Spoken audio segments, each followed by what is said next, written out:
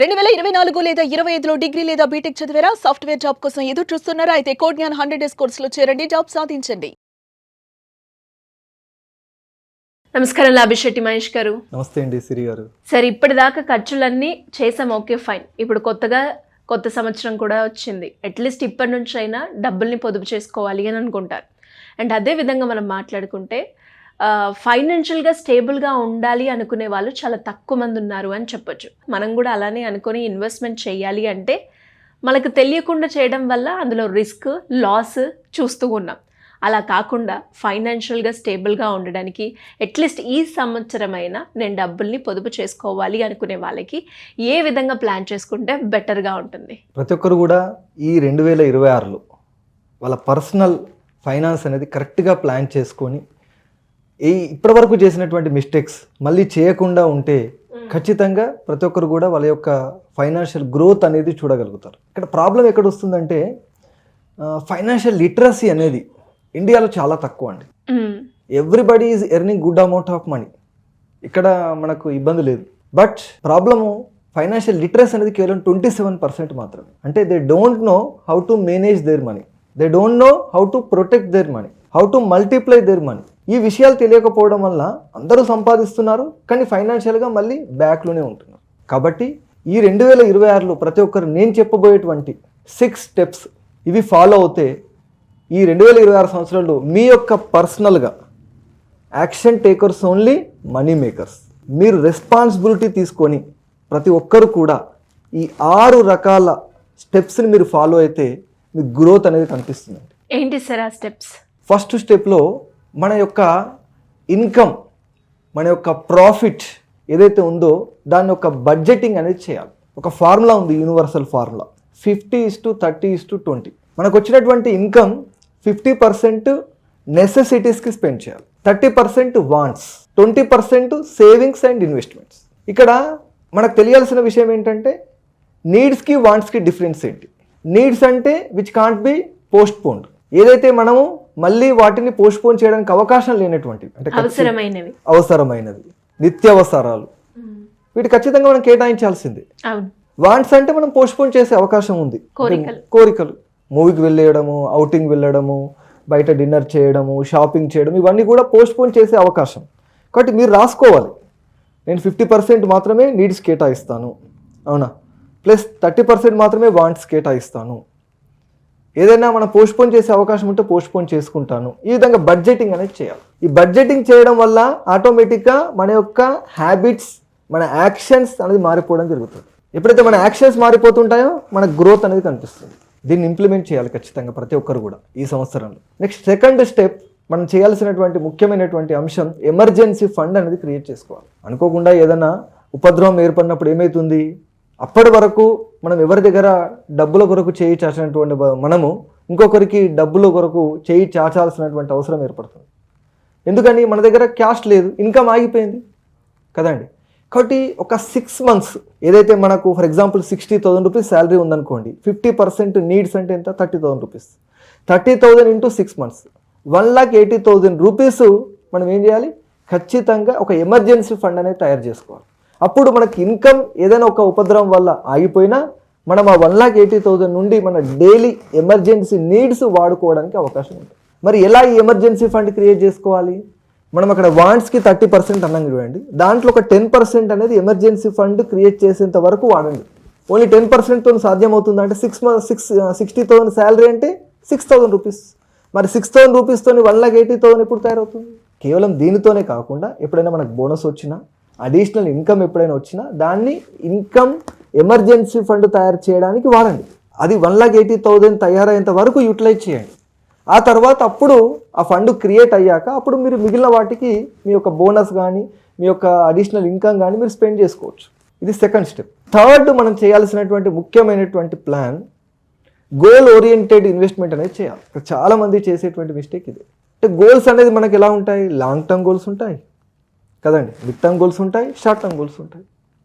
For example short term goal, ఒక car తీసుకోవాలనుకుంటున్నారు, అవునా, మనం ఏం చేయాలి, స్టాక్ మార్కెట్లో ఇన్వెస్ట్ చేసాం అనుకోండి మన డబ్బుని, మనం దాంట్లో గ్రోత్ అనేది కనిపించదు. అప్పుడు మనం ఏం చేయాలి, ఆర్డీ తీసుకోవాలి, ఆర్డీలో ఇన్వెస్ట్మెంట్ చేయడం. కొద్దిగా మంత్లీ అని ఇన్వెస్ట్మెంట్ చేసుకొని ఒక 2-3 ఇయర్స్లో మనకు కార్ అవసరం ఉంటుంది కాబట్టి మళ్ళీ దాన్ని విత్డ్రా చేసుకొని మనం కార్ తీసుకోవాలి. షార్ట్ టర్మ్లో కాకుండా మిడ్ టర్మ్లో కొన్ని అవసరాలు ఉంటాయి. పిల్లల చదువు గురించి మనం ఏం చేయాలి? లిక్విడ్ మ్యూచువల్ ఫండ్స్లో మనం ఇన్వెస్ట్మెంట్ చేయాలి. ఆ యొక్క 5-6 ఇయర్స్లో మనకి ఏదైతే అవసరం ఉందో అప్పుడు వచ్చేటువంటి రిటర్న్స్ ద్వారా మన యొక్క ఫైనాన్షియల్ గోల్స్ను మనం రీచ్ అవ్వడానికి అవకాశం ఉంటుంది. లాంగ్ టర్మ్ గోల్స్ ఉంటాయి, రిటైర్మెంట్ ప్లానింగ్, ఎన్పిఎస్లో ఇన్వెస్ట్మెంట్ చేయాలి, ఈక్విటీ మ్యూచువల్ ఫండ్స్లో ఇన్వెస్ట్మెంట్ చేయాలి.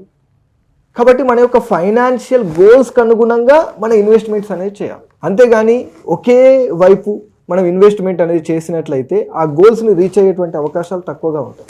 మళ్ళీ ఒక్కొక్కరికి ఒక్కో రకమైనటువంటి ఆర్థిక లక్ష్యాలు ఉంటాయి. అవును, ఒక్కొక్కరికి ఒక్కో రకమైనటువంటి క్యాపబిలిటీ ఉంటుంది.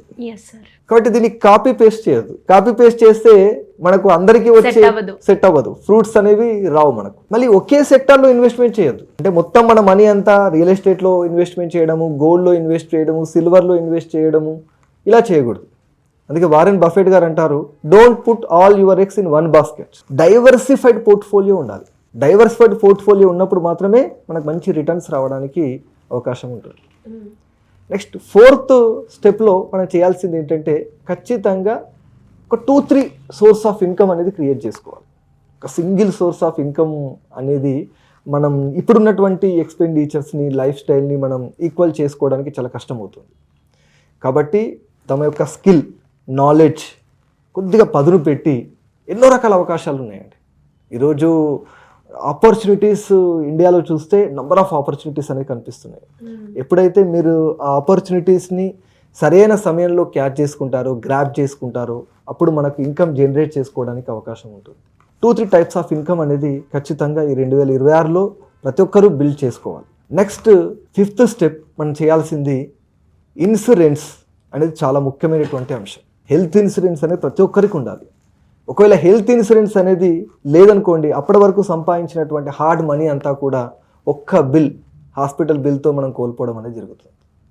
ఈ హెల్త్ ఇన్సూరెన్స్ అనేది తీసుకునేటప్పుడు ఆ క్లెయిమ్ ఏ విధంగా చేస్తున్నారు, అదేవిధంగా నెట్వర్కింగ్ హాస్పిటల్స్ ఎన్ని రకాలుగా ఉన్నాయి, ఆ రూమ్ రెంట్ లిమిట్ ఏమైనా ఉందా, ఇలాంటి అన్ని రకాల కండిషన్స్ చూసుకొని కంపేర్ చేసుకొని ఒక మంచి హెల్త్ ఇన్సూరెన్స్ పాలసీ అనేది తీసుకోవాలి. కుటుంబ సభ్యులందరికీ ఉపయోగపడేటువంటి పాలసీ తీసుకోండి. అప్పుడు మీరు ఇప్పటివరకు సంపాదించినటువంటి మనీ కోల్పోకుండా ఉండటానికి అవకాశం ఉంది. వారెన్ బఫెట్ గారు ఒక 2 రూల్స్ చెప్తారండి. Number 1, don't lose your money అంటారు. Second rule, don't ignore first rule అంటారు. లైఫ్లో సంపాదించడం ఎంత ముఖ్యమో కోల్పోకుండా ఉండటం కూడా చాలా ముఖ్యం కదండి. కాబట్టి హెల్త్ ఇన్సూరెన్స్ అనేది చాలా ఇంపార్టెంట్. దాంతోపాటు టర్మ్ ఇన్సూరెన్స్, ఎందుకంటే కుటుంబ పెద్ద పైన ఆధారపడి ఆ ఫ్యామిలీ అంతా కూడా డిపెండెంట్స్ ఉంటారు. కాబట్టి వాళ్ళు ఒకేసారి నీకు ఏదైనా జరిగితే రోడ్డున పడకుండా ఖచ్చితంగా ఒక టర్మ్ ఇన్సూరెన్స్ అనేది ఉండాలి. ఇయర్లీ వచ్చేటువంటి ఇన్కమ్, నీ శాలరీ ఎంతైతే ఉందో ఇంటూ 20. ఫర్ ఎగ్జాంపుల్ నువ్వు ఇయర్లీ ఒక 10 lakhs సంపాదిస్తే ఇంటూ 20 అంటే 2 crores రూపీస్ నీకు క్లెయిమ్ వచ్చే విధంగా టర్మ్ ఇన్సూరెన్స్ పాలసీ ఉండాలి. అప్పుడు ఏ పరిస్థితిలో అయినా సరే ఏది జరిగినా నీ కుటుంబం అనేది రోడ్డున పడకుండా ఉండే అవకాశం ఉంది. ఇలాంటి సెక్యూరిటీ అనేది నువ్వు ఇవ్వాలి. ఈరోజు నువ్వు ₹1,00,000 సంపాదిస్తున్నావా, 10 లక్షలు సంపాదిస్తున్నావా అని కాదు, నీ యొక్క కుటుంబ సభ్యులకు నువ్వు ఎంత సెక్యూరిటీ ఇస్తున్నావు అనేది ఇక్కడ చాలా ఇంపార్టెంట్. కాబట్టి కరెక్ట్ ప్లాన్ అనేది సెలెక్ట్ చేసుకొని ఒక మంచి టర్మ్ ఇన్సూరెన్స్లో ఎర్లీగా, ఈ హెల్త్ ఇన్సూరెన్స్ కావచ్చు, టర్మ్ ఇన్సూరెన్స్ కావచ్చు, ఎర్లీగా తీసుకుంటే ప్రీమియం తక్కువ ఉంటుందండి. లైఫ్ లాంగ్ అదే ప్రీమియం ఉంటుంది. ఒక ఏజ్ పెరిగాక తీసుకున్నాం అనుకోండి, ప్రీమియం అనేది ఎక్కువగా ఉంటుంది. ఇది ముఖ్యమైనటువంటి అంశం. Great sir. నిజంగా కూడా ఇంకా చాలా మందికి కూడా మీరు అన్నట్టుగానే, అంటే సెక్యూరిటీ అంటే కేవలం సెక్యూరిటీ పరంగానే కాదు, ఫైనాన్షియల్గా కూడా సెక్యూరిటీ ఉండడం చాలా కేసెస్లో మనకి ఇది చాలా బాగా ఉపయోగపడుతూ ఉంటుంది. అట్లీస్ట్ ఈ వీడియో చూసిన తర్వాతనైనా ఎవరైనా కూడా ఇంకా ఫైనాన్షియల్గా నేను స్టేబుల్గా ఉండాలి, దానికి మీ గైడెన్స్ కావాలి అనుకునే వాళ్ళు ఎవరైనా కూడా మిమ్మల్ని అప్రోచ్ అవ్వాలి అంటే ఏ విధంగా ఉంటుందంటారు? స్క్రీన్ పైన కనిపించేటువంటి నంబర్ కాల్ చేసిన అపాయింట్మెంట్ తీసుకున్నట్లయితే ఒక tailored structured personal finance planning అనేది నేను ఇస్తానండి. దాన్ని ఇంప్లిమెంట్ చేసుకుంటే ఏ మిస్టేక్స్ అయితే చేయకుండా ఉండాలో భవిష్యత్తులో ఆ మిస్టేక్స్ చేయకుండా ఉంటూ ఏ విధమైనటువంటి స్టెప్స్ తీసుకుంటే వాళ్ళు పర్సనల్గా ఫైనాన్షియల్ గ్రోత్ అనేది కనిపిస్తుందో నేను చెప్తాను. డెఫినెట్గా సార్. అట్లీస్ట్ ఈ వీడియో త్రూ ఎవరైతే ఇంకా ఫైనాన్షియల్ స్టేబుల్ అవ్వాలి అనుకుంటున్నారో, ఇంకా వీటి గురించి ఎలాంటి డీటెయిల్స్ కావాలి అన్నా, మాకు ఇంత బడ్జెట్ ఉంది, ఈ బడ్జెట్లో మేము ప్రిపేర్ అవ్వాలి అనుకుంటున్నాం ఫైనాన్షియల్గా, లేదు ఒకటేసారి లంసంగా మేము అమౌంట్ పెట్టాలి అనుకుంటున్నాం, ఎలాంటి డౌట్స్ ఉన్నా కూడా ఫైనాన్షియల్గా మీరు ఒక స్టేబుల్గా ఉండడానికి ఎలాంటి ఇన్ఫర్మేషన్ కావాలి అన్నా సింపుల్గా కింద స్క్రోల్ అవుతున్న నెంబర్ని అప్రోచ్ అవ్వండి. Thank you sir, thank you so much.